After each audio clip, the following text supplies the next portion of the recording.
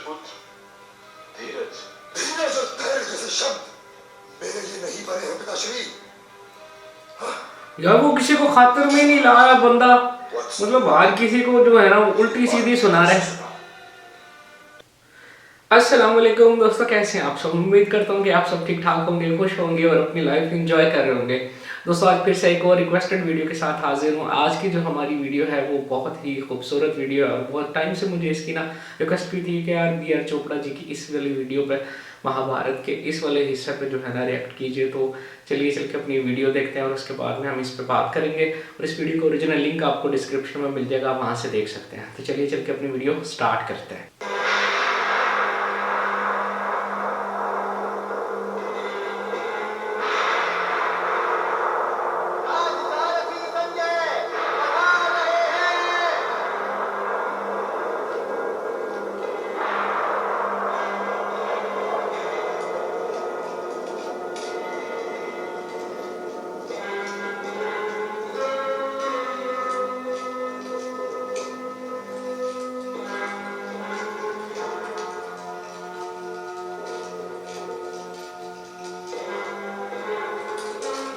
की जय हो।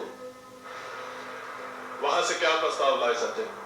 महाराज युधिष्ठिर ने प्रतिष्ठित वृद्ध व्यक्तियों के लिए सादर प्रणाम और अनुजों के लिए स्नेह का उपहार भेजा है। महाराज काम की बात करो राज्य सारथी संजय।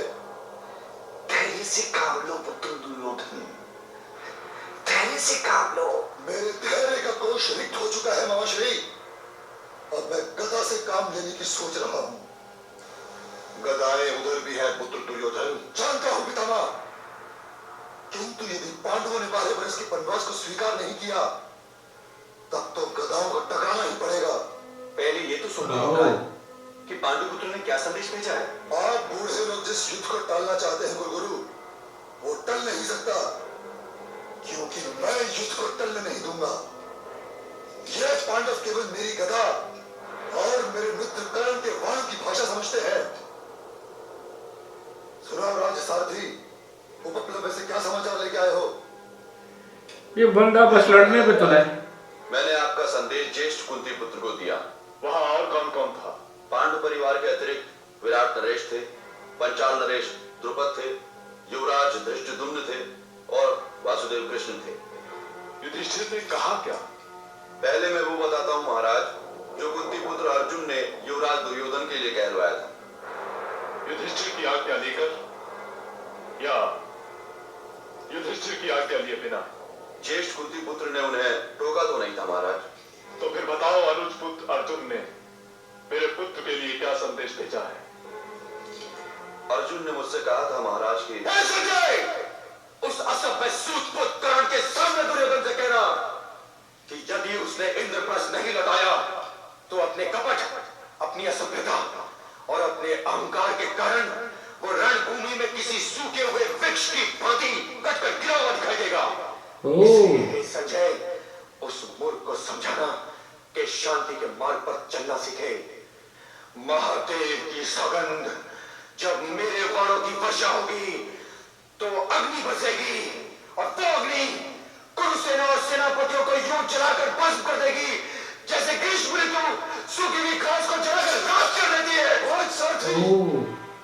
तुम संदेश सुना रहे हो या ज्येष्ठ कुरुपुत्र दुर्योधन को डराने का प्रयत्न कर रहे हो? ज्येष्ठ कुरुपुत्र तो गंगापुत्र भीष्म है युवराज। जानता हूं कुलगुरु कि ज्येष्ठ कुरुपुत्र तो पितामह है। मैं क्षमा चाहता हूं, परंतु ये घोषणा भी करता हूं कि यदि पिताश्री ने किसी को मेरा उत्तर लेकर अर्जुन के पास नहीं भेजा तो मैं स्वयं उपप्लव्य जाकर उसकी असभ्य जीव खींच लूंगा और उसकी प्रतंचा बना लूंगा। धीरज पुत्र धीरज। धीरज और धैर्य जैसे शब्द मेरे लिए नहीं बने हैं पिताश्री। यार वो किसी को खातिर में नहीं लाया बंदा, मतलब हर किसी को जो है ना उल्टी सीधी सुना रहा है। तुमने धर्म और अर्थ दोनों ही से अपना नाता तोड़ दिया है। सही कह रहे हैं वो। तुम ही कुरुवंश की पतनशीलता का कारण हो पुत्र, तुम ही। और अब भी यदि तुमने अपनी आंखें नहीं खोली तो समझ लो पुत्र कि अपने महारथियों के शव देखना तुम्हारी नियति बन चुकी है। हे पुत्र दुर्योधन, तनिक सोचो, तुम केवल 3 व्यक्तियों की ही बातें सुनते हो। उनमें से पहला है गुरु परशुराम द्वारा शापित ये सूत पुत्र कर्ण, और दूसरा है ये गंधार नरेश कपटी शकुनी, और तीसरा तुम्हारा दुराचारी अनुज दुशासन। क्या इस भरी सभा में सबके सामने यूं मेरी निंदा करना आवश्यक था? आदरणीय पितामह, क्षत्रिय धर्म के पालन के अतिरिक्त और मैंने किया क्या है? मैंने यही शपथ ली है ना कि मैं अपने मित्र दुर्योधन के शत्रु पांडवों का वध करूंगा। और आप ही बताइए कि मैं ये शपथ नहीं लेता तो क्या करता? मैं कूटनीति की मधुर भाषा नहीं जानता पितामह, क्योंकि मैं राजनीतिज्ञ नहीं हूं, योद्धा हूं मैं केवल धनुष की भाषा जानता हूं। हे पितामह, एक बात आप ध्यान से सुन लीजिए। मेरी निष्ठा कुरुवंश के प्रति नहीं है, मेरी निष्ठा केवल महाराज और युवराज दुर्योधन के प्रति है। निष्ठा जैसे शुद्ध और पवित्र शब्द का यहां दुरुपयोग न करो अंगराज कर्ण। तुम तो जिस छतनार वृक्ष की छाया में बैठे हो उसी की जड़ें काट रहे हो, और अपनी इस अनिष्ठा को निष्ठा भी कहे जा रहे हो। ना भड़काओ अपने मित्र दुर्योधन को, ना भड़काओ। तुम हो ही क्या, और हम सब मिलकर भी अर्जुन का सामना नहीं कर सकते। सही। उस विराट युद्ध में तुम भी थे और मैं भी था, और तुम्हारा ये मित्र दुर्योधन भी था, जो आज इस सभा में बैठ कर ये डींगे मार रहा है कि वो अर्जुन की जीवा काट कर अपने धनुष की प्रत्यंचा बना लेगा। हाँ? हे महाराज, मेरी विनती सुनिए।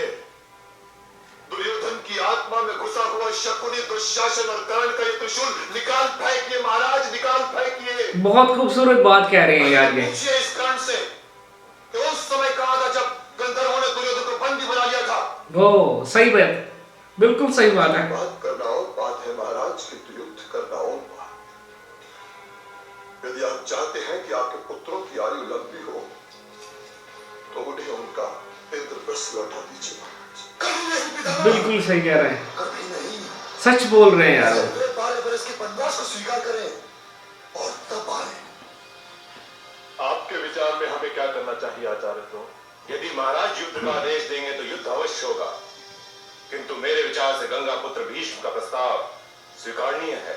सही कह रहे हैं वो। संसार की कोई भी सेना उस सेना को नहीं हरा सकती जिसकी ओर से अर्जुन युद्ध कर रहा हो, जिसके पक्ष में भीम की गदा हो, जिसके हाथ में युधिष्ठिर का भाला हो। गुरुवर, यदि हमारे शरीर में आप जैसे पांडवों के शुभ चिंतक होंगे तब तो हम युद्ध करने से पहले हार जाएं।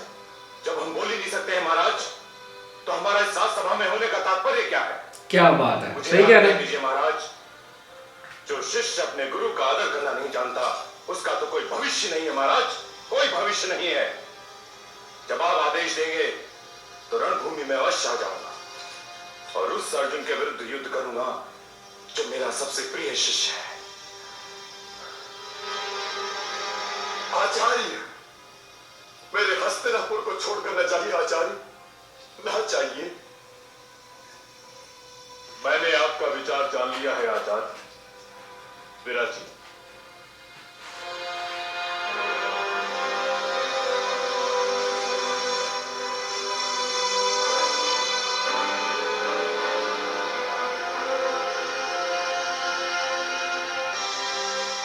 अर्जुन तो अग्नि शिखर है संजय, उसके कहे से मन क्या मेहनत था। तुम ये बताओ कि स्वयं धर्मराज युधिष्ठिर ने क्या प्रस्ताव भेजा है? यूं भी युद्ध में वत्स अर्जुन नहीं हारा था, स्वयं युधिष्ठिर हारा था, तो उनकी ओर से निर्णय लेने का अधिकार भी केवल उसी को है।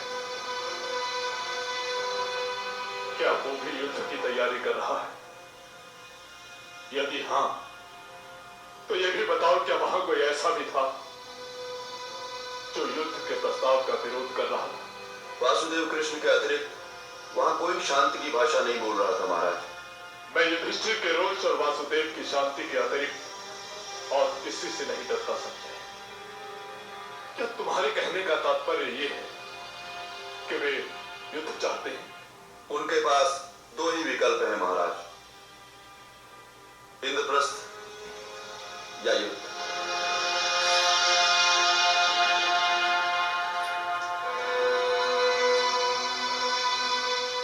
युद्ध में तो हमारी पराजय निश्चित है संजय। इंद्रप्रस्थ दे देना भी पराजय ही है पिताश्री। ये नेत्रहीन धृतराष्ट्र तक अपने 100 पुत्रों के शव देख रहा है संजय, परंतु मैं क्या करूं? यदि इंद्रप्रस्थ मेरे पास होता तो मैं अवश्य प्रिय पांडु पुत्रों को दे देता, परंतु इंद्रप्रस्थ तो दुर्योधन के पास है संजय। इसलिए लगता है गुरुवंश को अपना दुर्भाग्य स्वीकार करना ही पड़ेगा। हाँ जी, तो ये थी हमारी आज की वीडियो। यार एक बात ना मतलब बार बार उसके अंदर देखने को मिली है कि वो एक बंदा अपने गुस्से की वजह से ना मतलब किसी को भी खातिर में नहीं ला रहा था। इवन के वो अपने जो है ना गुरु जी को भी और अपने वालिद साहब को भी जो है ना वो काफ़ी लाउड बोलता था और हर एक की बात के आगे से ना मतलब अपनी ही मतलब चलाई जा रहा था। और इसी बंदे की वजह से मतलब जो है ना वो सारा जो इतने सारे लोग मरे और उसने जो है ना वो थोड़ा सा भी ठंडे दिमाग से जो है ना काम लेने की कोशिश ही नहीं की। तो बहुत ही ना मतलब यहाँ से सीखने को मिलता है कि इंसान को थोड़ा सा नीचे और अपने आप को काम डाउन करके सोचना चाहिए कि हर बात में जो है ना मतलब उल्टा जवाब देना या लड़ाई ही हर बात का जो है ना वो हल नहीं होती। तो थोड़ा ठंडा दिमाग से इंसान सोचे तो बहुत सारे जो नुकसानात से इंसान अपने आप को भी और दूसरों को भी बचा सकता है। तो आज की वीडियो में बस इतना ही। अगली किसी वीडियो में मिलते हैं, तब तक अपना बहुत सारा ख्याल रखिए और चैनल को ज़रूर सब्सक्राइब कर लें ताकि मेरी आने वाली वीडियोस आप तक बाकायदगी से पहुंचती रहें। तो अपना बहुत सारा ख्याल रखिएगा। अल्लाह हाफिज़।